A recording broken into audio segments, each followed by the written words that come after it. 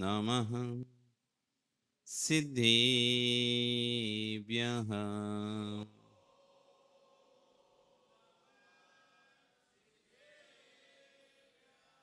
ॐ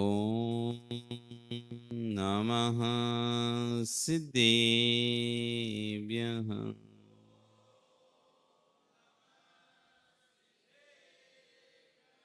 ॐ नमः सिद्धेभ्यः।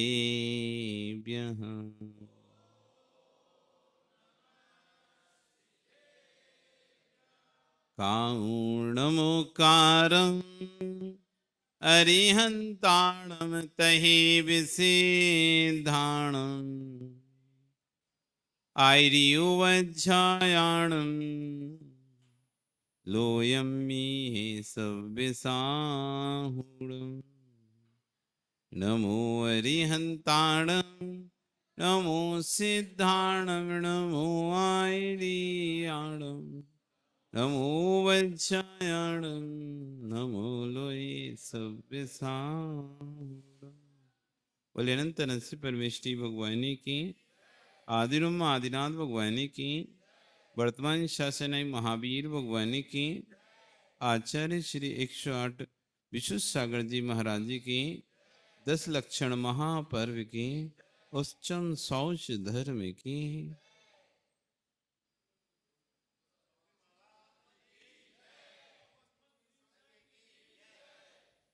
बंधु, वर्तमान शासन नहीं, वर्धमान स्वामी के शासन में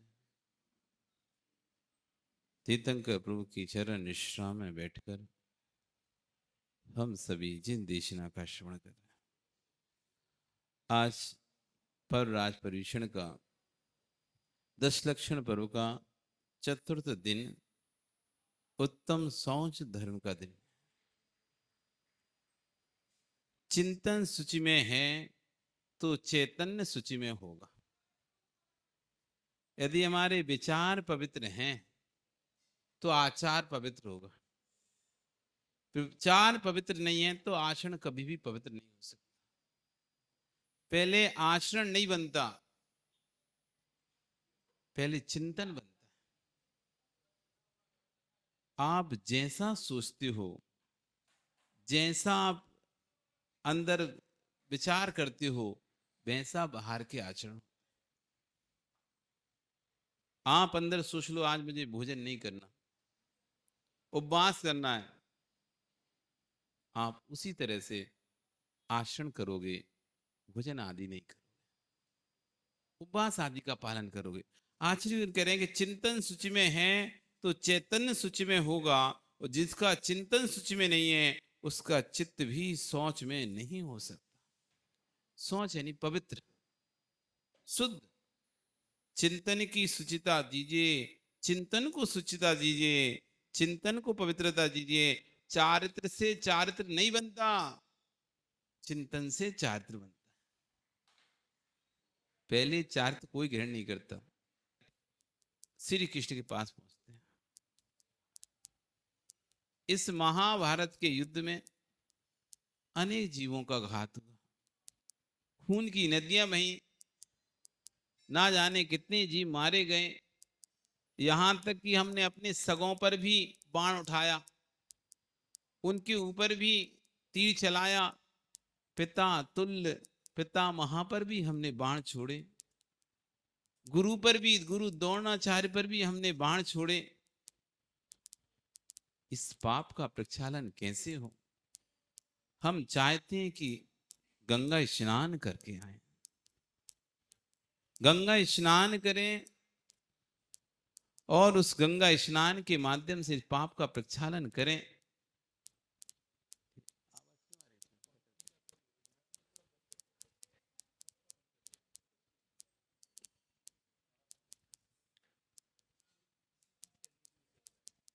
गंगा स्नान करें, गंगा स्नान करके अपने पाप का क्षय करें। और हम चाहते हैं, हे नारायण, आप हमारे सारथी थे और आपके कारण ही हमको विजय प्राप्त हुई। यदि आप नहीं होते तो शायद इस महाभारत में विजय प्राप्त नहीं होती। ये बात सत्य है। नारायण कृष्ण नहीं होते तो पांडव कौरवों को नहीं जीत सकते। भले कौरवों के पास नारायण किसकी सारी सेना थी, लेकिन कहते ना हजारों तारे और एक चंद्रमा,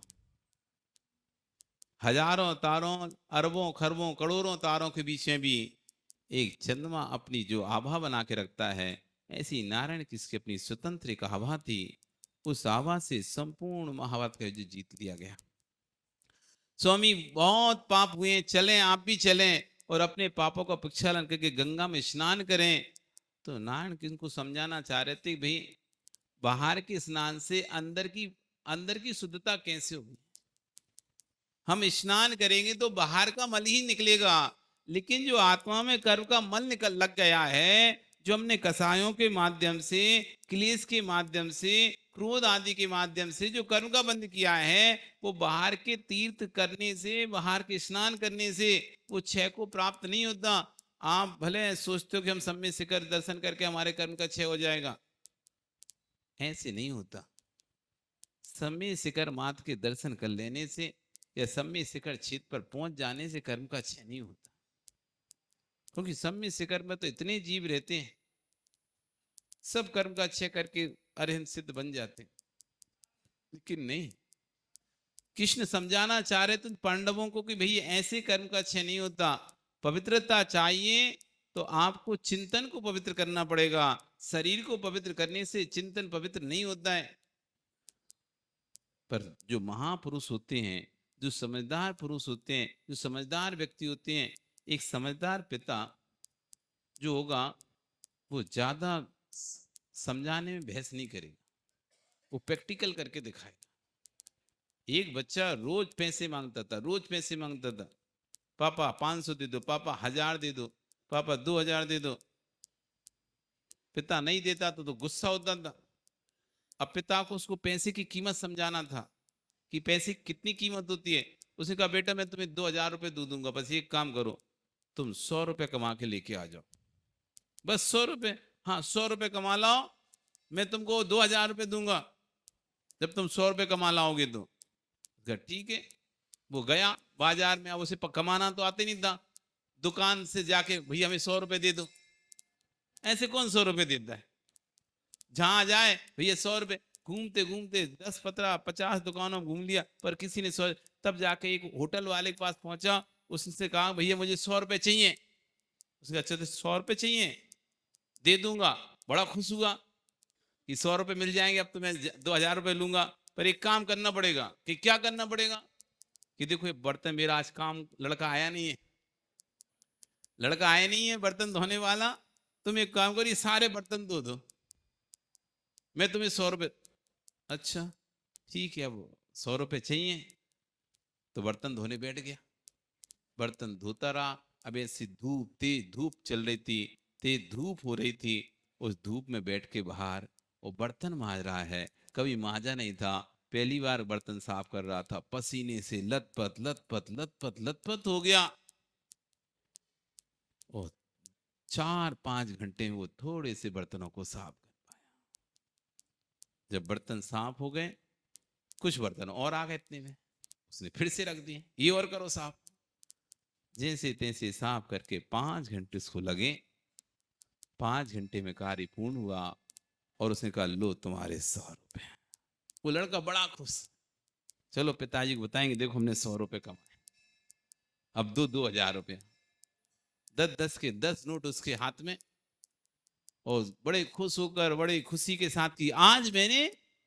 अब और जो मेहनत से कमाई जाती फिर तो कोई ऐसा दे देता तो मजा नहीं आता ना, उतना नहीं लगता। लेकिन 5 घंटे पसीना बहाकर 100 रुपये प्राप्त हुआ था, उसकी कीमत तो आप जान सकते उस बच्चे को कितनी कीमत होगी।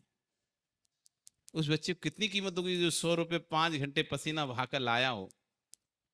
वो गया पिता के पास, वो पिताजी से कहता है देखिए मैंने कमाए, ये देखिए 10-10 के 10 नोट, 100 रुपया। तो पिताजी का 1 नोट मुझे दे दोगे? हाँ बिल्कुल, क्यों नहीं। वो 10 का नोट पिताजी को दे दिया खुश होकर। और जैसे पिताजी को दिया तो पिताजी ने उसके 2 टुकड़े कर दिए 10 के नोट के।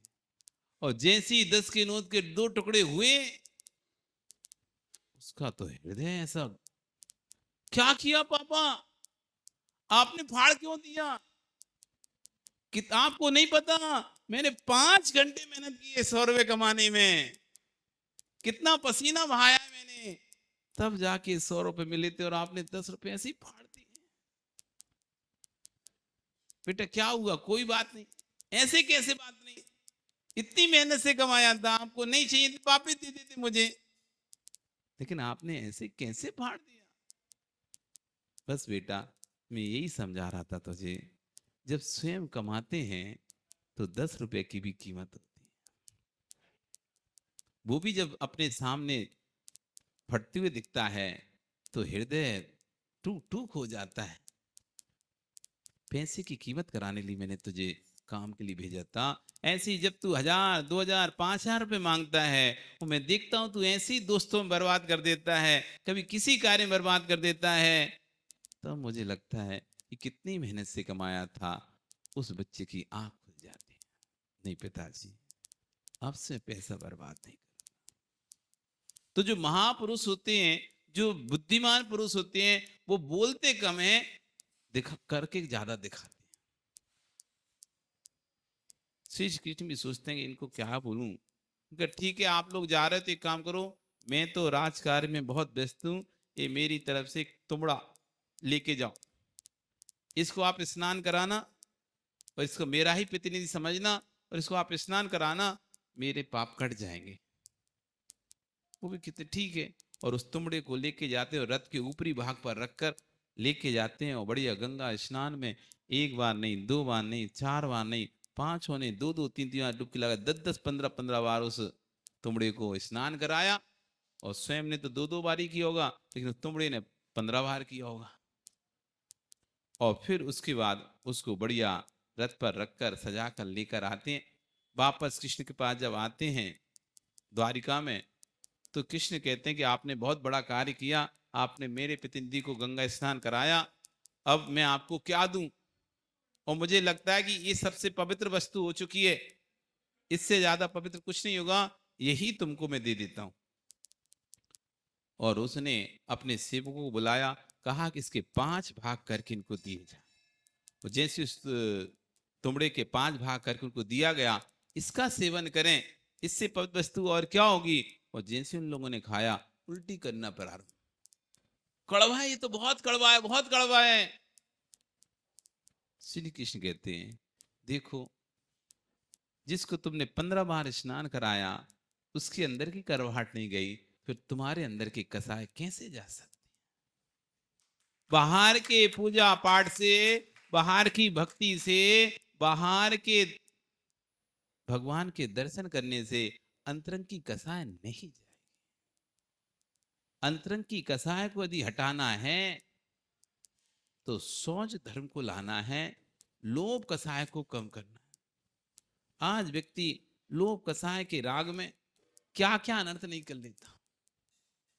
आज आप जितना भी पाप कमा रहे हो, किसके लिए कमा रहे हो? जितना भी आपके इसके द्वारा कसाय हो रही है, जितना भी आपके द्वारा पाप हो रहा है, किस किस लिए? एक लोभी तो कसाय है, पैसा चाहिए, धन चाहिए, पैसा चाहिए, पैसा चाहिए, पैसा चाहिए। यदि पैसे का लोभ नहीं होता, पैसे का लोभ नहीं होता, तो बताओ आप व्यापार करते ही क्यों? पैसे का लोभ नहीं होता तो व्यापार राजेश करते ही क्यों? पैसा चाहिए तभी तो कर रहे हो, पैसा नहीं चाहिए होने तो।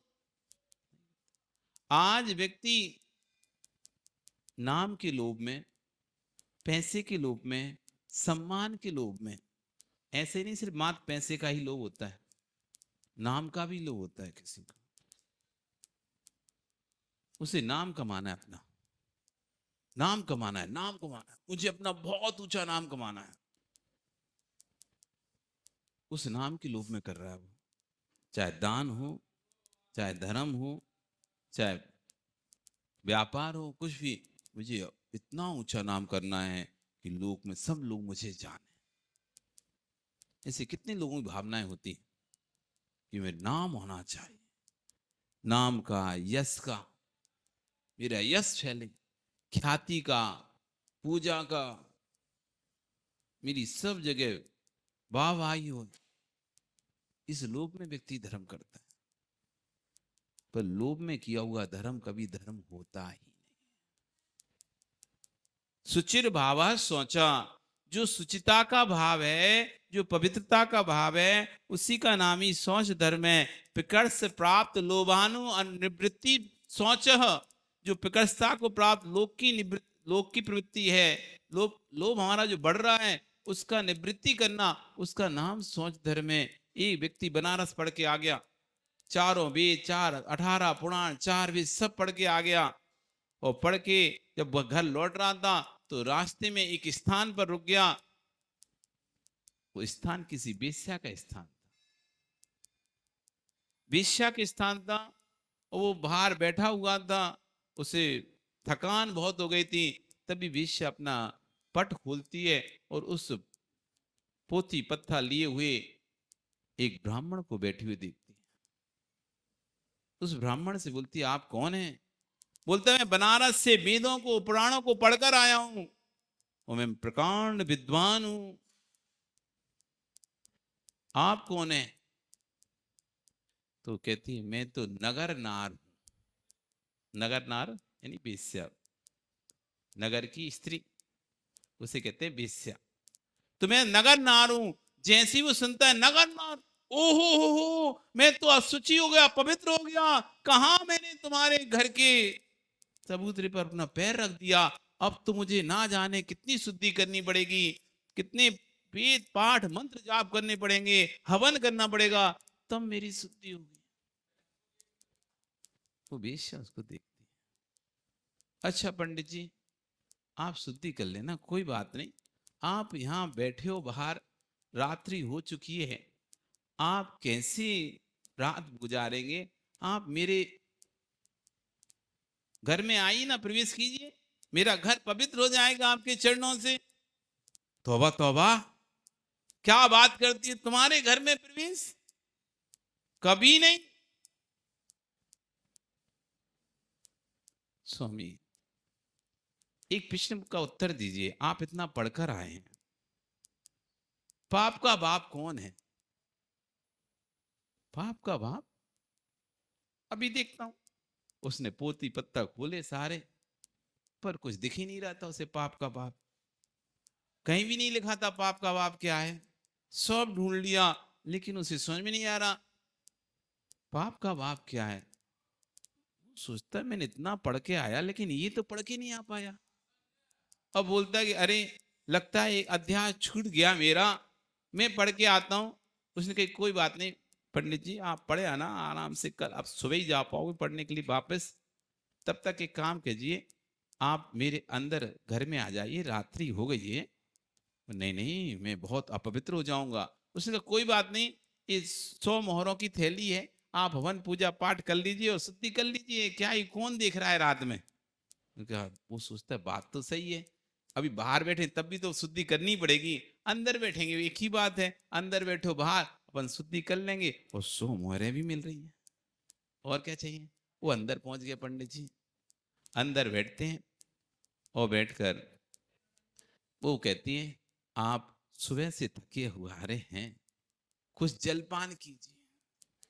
क्या बात करती हो, तुम्हारे यहाँ का पानी तक नहीं पीऊंगा, अन्न की क्या बात करती हो। अरे कोई बात नहीं पंडित जी, ये 100 मोहरें और ले,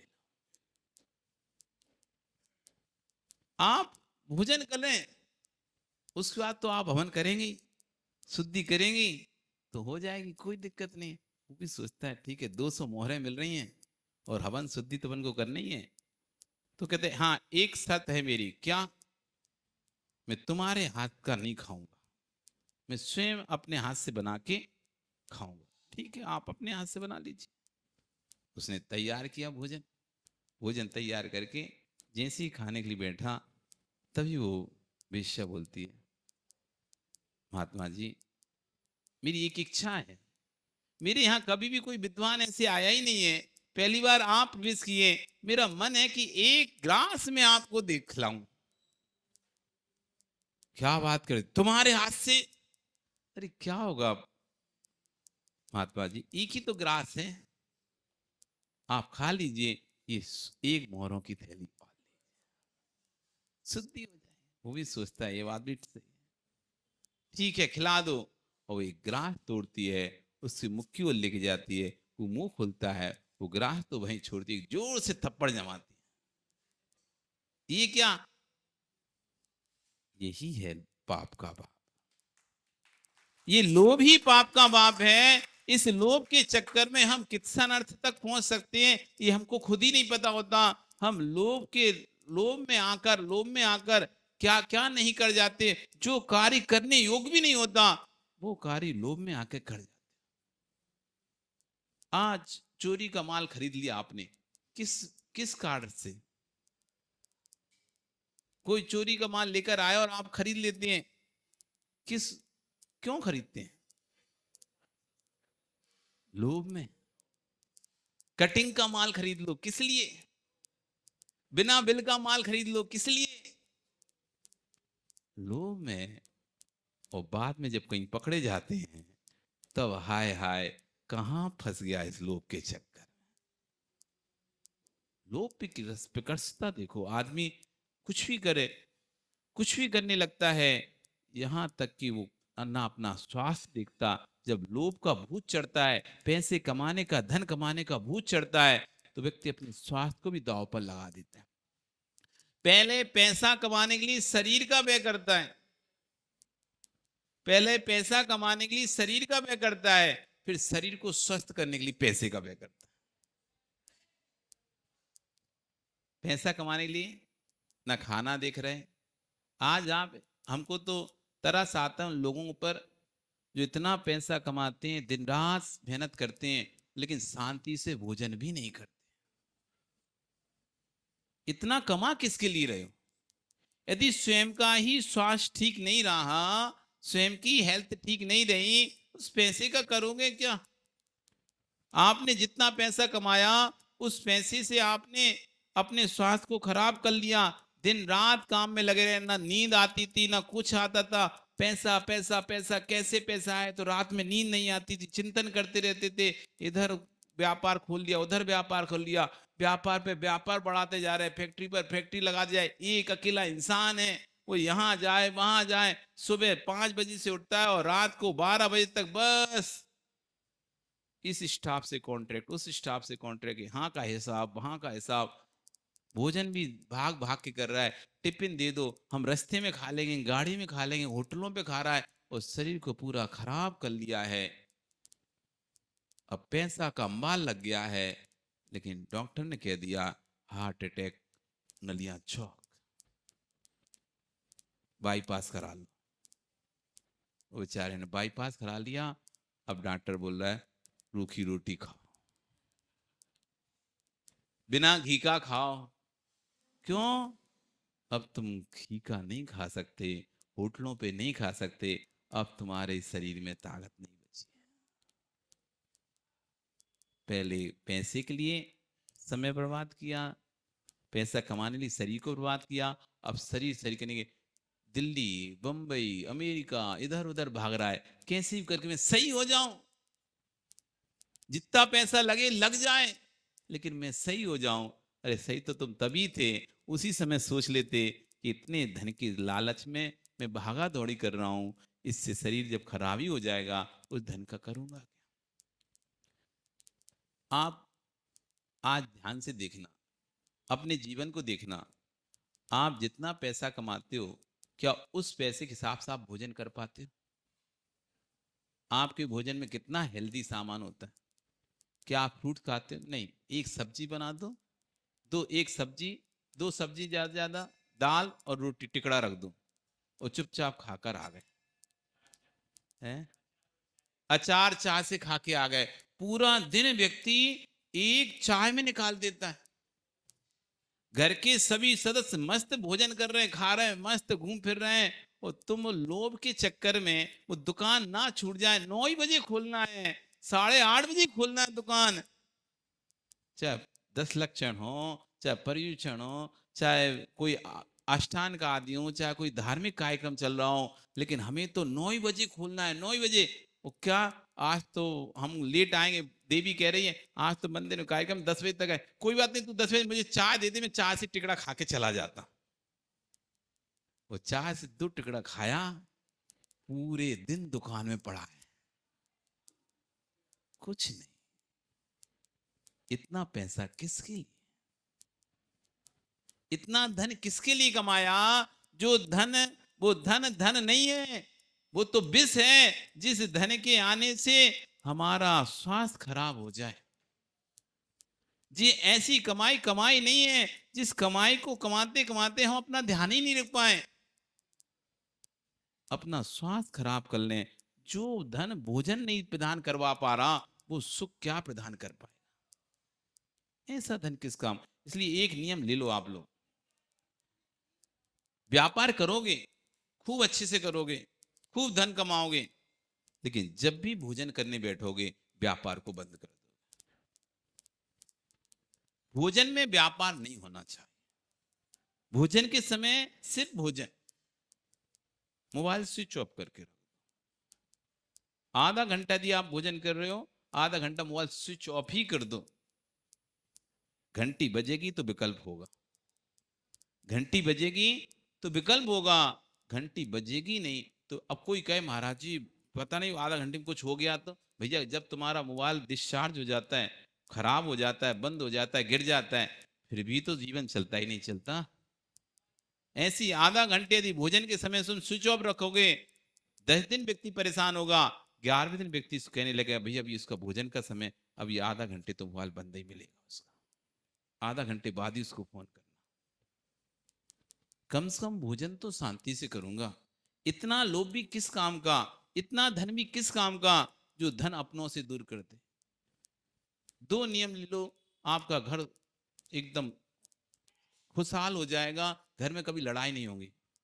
एक तो भोजन शांति से करो, क्यों कि भोजन नहीं होता तो चिड़चिड़ापन आता है। यदि व्यवस्थित भोजन नहीं हो तो व्यक्ति के अंदर चिड़चिड़ापन बनता है, घर में लड़ाई झगड़ा होता है। दुकान पर ग्राहकों से लड़ाई झगड़ा होता है, घर में घर के लोगों से लड़ाई झगड़ा। तो भोजन अच्छे से हो जाए तो चिड़चिड़ापन कम हो जाता है। दूसरा, 1 घंटे के समय अपने परिवार वालों को दो, अपने घर के लोगों को दो। व्यापार करो लेकिन इतना करो कि आप समय निकालकर अपने परिवार को 1 घंटा दे सको। आप पैसा तो देते हो, धन दे रहे हो, ध्यान भी रख रहे हो, लेकिन समय अपना नहीं दे रहे। उन्हें पैसे से ज्यादा आपकी जरूरत है। आज बच्चा आता है, सो जाता है, उसे पता नहीं चलता पापा कब आए और कब चले गए। वो जब आता है, जब वो स्कूल जाता है, तब तुम सोते रहते हो, और जब वो आकर आता है तुम व्यापार में रहते हो, और जब वो घर में शाम को जगता है तुम बाजार में रहते हो, और जब तुम आते हो तब तक बच्चा सो जाता है। आप मिलते कब उससे, कितना उसे समय देते हो? घर के परिवार को समय दो, 1 घंटा समय दो, आपके घर में कभी लड़ाई नहीं होगी। आप समय नहीं देते इसलिए असमय में लड़ाई होती। फिर आप जब खाना खाने आते हो तभी वो देवी तुमको सारी बातें सुनाती है, और फिर खाना के समय में किचकिच हो जाती है, फिर तुम गुस्से में थाली फेंक के भाग जाते हो, नहीं खाना खाना, ले 1 मिनट भी शांति से खाना भी नहीं खाने देती, खाने पर ही बोलना शुरू कर देती है। आपने उसे बोलने का समय दिया कब था? आपने कोई 1 घंटा ऐसा दिया था? आपने अपने समय से एक समय निकाला था, भैया तू सुना ले आज दिन भर की जितनी सुनानी है, मैं 1 घंटा तेरे लिए निकाला हूं। हाँ, विश्वास मानो घर में लड़ाई नहीं। हम लोभ के प्रति इतने, पैसा कमाने के इतने इतने आसक्त हो गए, इतने आसक्त हो गए हैं, ना तो घर देख रहे हैं, ना परिवार देख रहे हैं, कुछ भी नहीं दिख रहा है, बस पैसा पैसा पैसा। अरे कोई भी पैसा साथ में नहीं लेके जाएगा। कमा लो मन भर का, लेकिन ले नहीं जाओगे कण भर भी। सोच धर्म यही कह रहा है, कमाओ लेकिन साथ में कुछ ले जाना है तो वो है पुण्य, वो भी कमाओ साथ में। मुमुक्षु कितना लेकर आए थे, कितना लेकर जाओगे? चिंतन करो, आरंभ व्यापार आदि का चिंतन करते रहते हो, ये सब किसके पीछे कर रहे हो? अहो धन्यो ज्ञानी, कण भर भी लेकर नहीं जाएगा और मन भर पाप कमा रहा है, तेरे साथ जितने लगे हैं विश्वास रखना, ये चींटियों जैसे चिपके हैं। विश्वास रखना, क्योंकि चींटियां तभी तक चिपकती हैं जब तक मिठाई होती है, मीठापन होता है, और मीठापन खत्म चींटियां भी चली जाती हैं। ऐसी तेरे पास जब तक पुण्य की मिठाई है तब तक ये जगत की चींटियां चिपकी हैं। पुण्य की मिठाई खत्म, जगत के लोग भी चले जाएंगे। इसलिए धन कम कमाओ, पुण्य ज्यादा कमाओ। पुण्य कमाओगे तो धन स्वतः ही आपके पास आ जाएगा, और पुण्य नहीं कमाया, ये धन जितना है कुछ समय बाद ये भी नष्ट हो जाए। आज शौच धर्म का दिन, मन को पवित्र करने का दिन, भावों को पवित्र करने का दिन है। आज आपका समय हो गया, इतनी ही चर्चा करेंगे। भगवान से प्रार्थना करो कि हे प्रभु, मुझे इतना इतना शक्ति दे कि मैं अपने शरीर का, अपने परिणामों का, अपने घर का ध्यान रखूं और अपने लोभ को कम करूं, क्योंकि पुण्य से अधिक कुछ मिलता नहीं। आपको अपने पुण्य से अधिक कुछ मिलेगा नहीं। चाहे तुम सुबह 6 बजे से दुकान खोल के बैठ जाओ, चाहे सुबह 11 बजे दुकान खोलो। आप 11 बजे दुकान खोलोगे, आपके पुण्य में वस्तु है, वो ग्राहक घूमता रहेगा इधर उधर, लेकिन सामान लेके नहीं जाएगा कहीं से, आपकी दुकान से लेके जाएगा।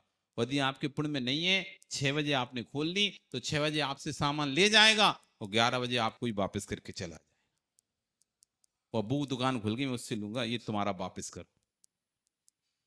इसलिए भैया अपने पुण्य पर विश्वास करो, लोभ मत करो। मेरे भाग में जो वस्तु है वो कहीं नहीं जा सकती, मेरे भाग की कोई ले ही नहीं सकता, और दूसरे के भाग की मुझे कोई दे नहीं सकता है। मेरे भाग में संपत्ति, धन, दौलत, ऐश्वर्य जो है वो मुझे मिलेगा, मुझे नहीं मिलेगा तो किसे मिलेगा? क्योंकि कर्म मेरा है तो मुझे ही फल देगा।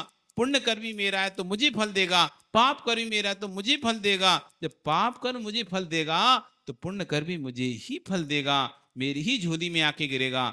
इसलिए ज्यादा चिंतन मत करो, ज्यादा टेंशन नहीं लो कमाने की। आप तो निश्चिंत होकर भक्ति करो, भक्ति के बाद जो समय मिले उसको आप अर्थ पुरुषार्थ में लगाओ, नियम से आपका कल्याण होगा। बोली भगवान महावीर स्वामी की।